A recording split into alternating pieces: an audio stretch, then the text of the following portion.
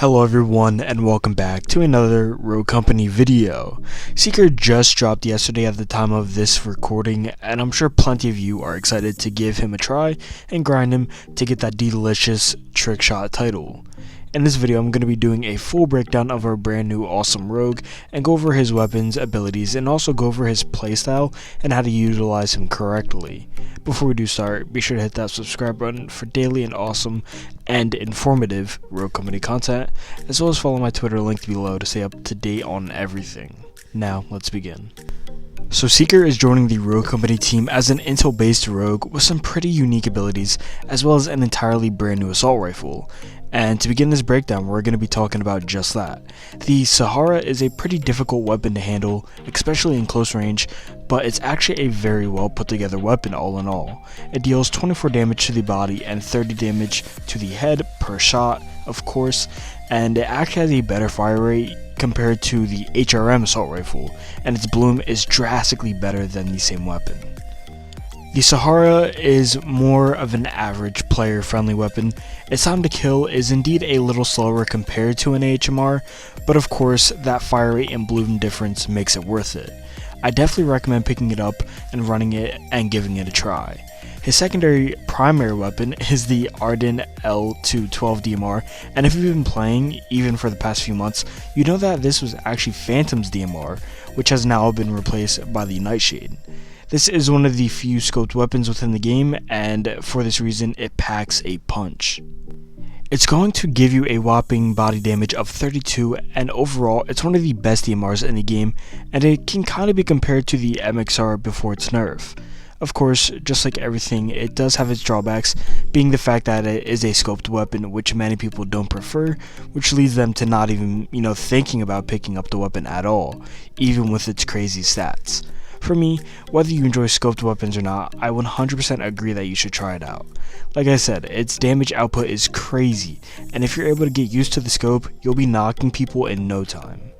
The A3 Salvo really is one of the better pistols, and it's the only downside to Seeker's loadout. Of course, if you're in those close range engagements and you're hitting headshots, it's only, good, kinda. It's gonna get the job done, but if you're not in those engagements, you're not really gonna do too much with this pistol, and that's if you're hitting your shots. 8 times out of 10, the average player isn't even doing that. So those pistol rounds may be a little rough, but after that, once you get those primary weapons, you shouldn't be too bad. Moving on to his gadgets, he's actually got a pretty useful and fun setup. The first one here is the sticky sensor, and if you're unaware, you can throw these on any surface, and whenever an enemy walks past it, you'll get a notification on your screen letting you know. You don't know when your flank is getting pushed or when you're being pushed from head on from maybe around a corner, so placing one of these or even 2 when it's upgraded to tier 2 is obviously going to only benefit you. Pairing this along with his main ability, which we'll cover in a little, will give you a ton of reveal potential. Moving on is the Bounce Grenade, which was brought into the game when Kestrel was released. Of course, it's known for its fuse time, which helps when killing enemies, but did you actually know that Seeker's passive ability will give it a 60% damage increase? Any projectile Seeker uses automatically has its damage increased as long as it's bounced off of some sort of surface, like a wall or the ground or anything like that. While many see this as something intended for his bow ability, it also works for the Bounce Grenade. Moving on to his abilities, we'll begin with his main arrow scanner ability. As it states here, it's a bow and arrow that when fired reveals enemies along its flight path. To dive a little deeper into this, it has a 7.5 meter radius regarding its scanning radius, and this is on each side. So from the left it's 7.5, from the right 7.5, and like that all around. On top of this, we obviously know it can bounce off of surfaces. When using it as a weapon, it obviously, it's a bow, it deals damage. It'll do 50 body damage and 75 head damage. If the arrow is bounced off of a surface, obviously giving it that 60% boost in damage, it'll then deal 80 body damage and 120 head damage. But this is obviously a little harder to do.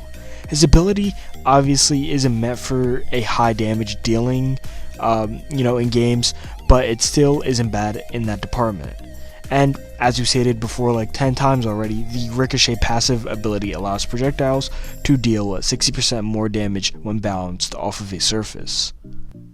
Perk-wise, he doesn't have a bad setup, but in the end, his kit is mainly oriented around getting intel, so his abilities and gadgets are the main things within his kit. Moving on to his playstyle and how he fits in situations, he has the potential to reveal an entire team throughout a large area, which in my opinion is much better than, Talon's radar dart or, Dallas's snap. On top of this, it's currently a 30-second recharge time to get this ability back, so every 30 seconds you'll be able to shoot that arrow and possibly get an idea for where the entire enemy team is. He's not too good in those close or long range engagements, so putting him somewhere in the middle allows him to continuously bring in intel as well as put out good damage. He's good in both attacking and defensive situations, and in my opinion, you should definitely pick him up and give him a try. That's everything we have, and Seeker is obviously going to get nerfed, buffed, or anything might be changed, so down the line if that were to come, I'll make a video covering it. If you did enjoy this video or found it useful, be sure to leave a like, rating, comment, and subscribe, and thank you for watching my video. Hopefully I'll be seeing you in the next one.